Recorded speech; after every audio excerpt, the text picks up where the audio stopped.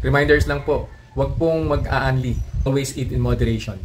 Hindi po ako doktor, so whenever in doubt, konsulta po kayo sa doktor ninyo.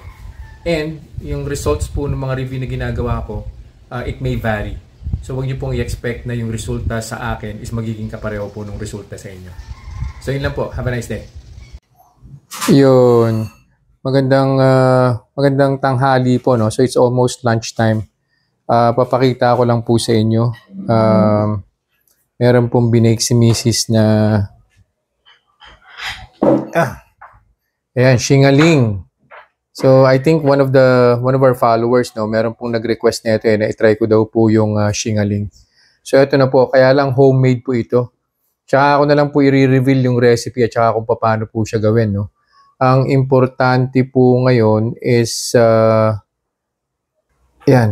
Ang importante po ngayon is matest ko po muna siya, no? And we'll see kung ano po yung magiging blood sugar spike po niya, kung meron po ba or wala. Ayan. Mukhang masarap po siya. And mukhang hindi naman po magte-trigger ng blood sugar spike. So, imo-monitor ko na lang po yung blood sugar ko through, of course, the Otay CGM. Tapos, ipopost ko na lang po itong video na to together with the recipe at saka mag-create na lang po ako ng another video kung paano po siya ginawa. Video ko na nga po, pati po yung pagkain para kompleto.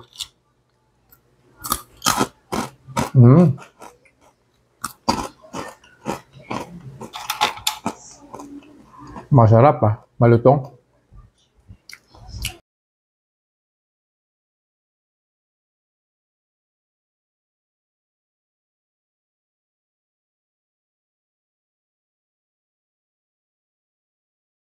Conclusion na po, dun po sa kinain kong shingaling 2 hours ago, no? So, overall, okay na okay po siya. Wala po siyang ginawa doon sa blood sugar ko kasi yung blood sugar ko po started at 115. First hour, nag-112. Second hour, 110. So, isingit ko po dito sa video yung Otay CGM monitor. So, pababa po yung chart. 115, 112, 110.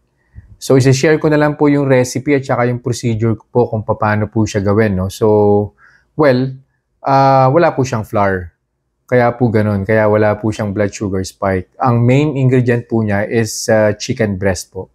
So, chinopper po yung chicken breast, tapos sinaluan po ng spices. Tapos inilagay po sa piping bag po yata yung tawag doon, yung panggawa ng icing sa cake. Tapos, para maporma po siya. Nilagay sa wax paper, tapos binake. And I think po pwede rin po siyang iluto sa air fryer. Yun lang po for this review. I'll see you guys in the next vlog. Bye-bye.